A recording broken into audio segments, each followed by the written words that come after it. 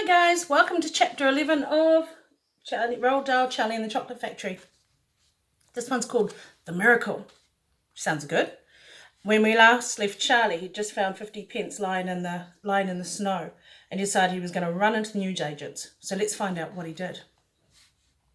Charlie entered the shop and laid the damn 50-cent pence on the counter.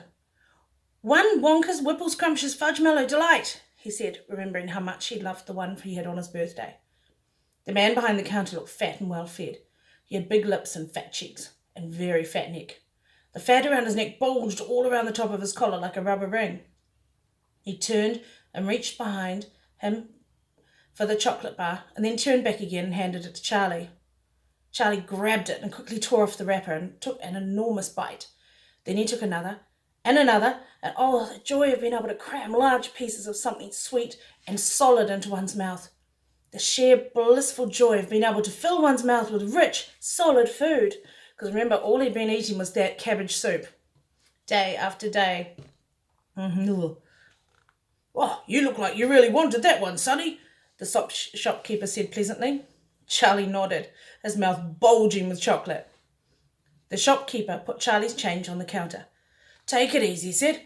It'll give you a tummy ache if you swallow it like that without chewing.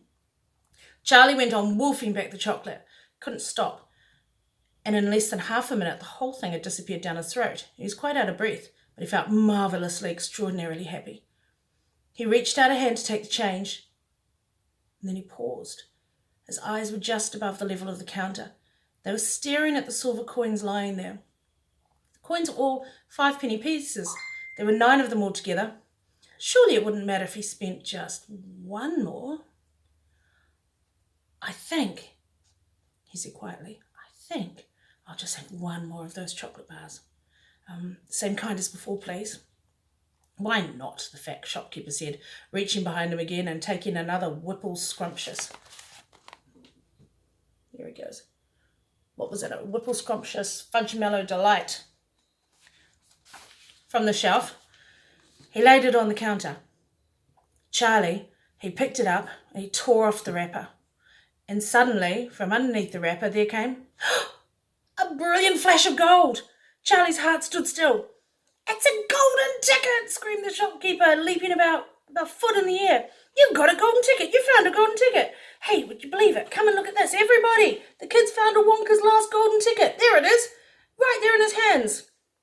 It seemed as though the shopkeeper might be going to have a fit. "And my shop too," he yelled. "He found it right there in my little shop. Someone call the newspapers quick and let them know. Watch it now, sonny. Don't tear it as you unwrap it. The thing's precious." In a few seconds, there was a crowd of about 20 people clustering about Charlie, and more were pushing their way in the street. Everybody wanted to get a look at the golden ticket and the lucky finder. "Where is it?" someone shouted. "Hold it up so all of us can see it." "There it is there," someone shouted. "He's holding it in his hands. You can see the gold shining." "How did he manage to find it? I'd like to know," a large voice shouted angrily. 20 bars a day I've been buying for weeks and weeks." "Oh, think of all the free stuff he's going to get too," another boy said enviously. "Lifetime supply." "He'll need it. He's so skinny," the girl said, laughing. Charlie hadn't moved. He hadn't even unwrapped the golden ticket from around the chocolate. He was standing very still, holding it tightly in both hands, while the crowd pushed and shouted all around him.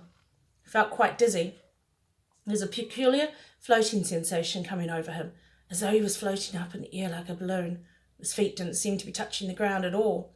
He could hear his heart thumping away loudly somewhere in his throat. At that point, he became aware of a hand resting lightly on his shoulder, and when he looked up, he saw a tall man standing over him. "Listen," the man whispered, "I'll buy it from you. I'll give you £50. How about that, eh? So that's about $50, which is a lot of money to Charlie.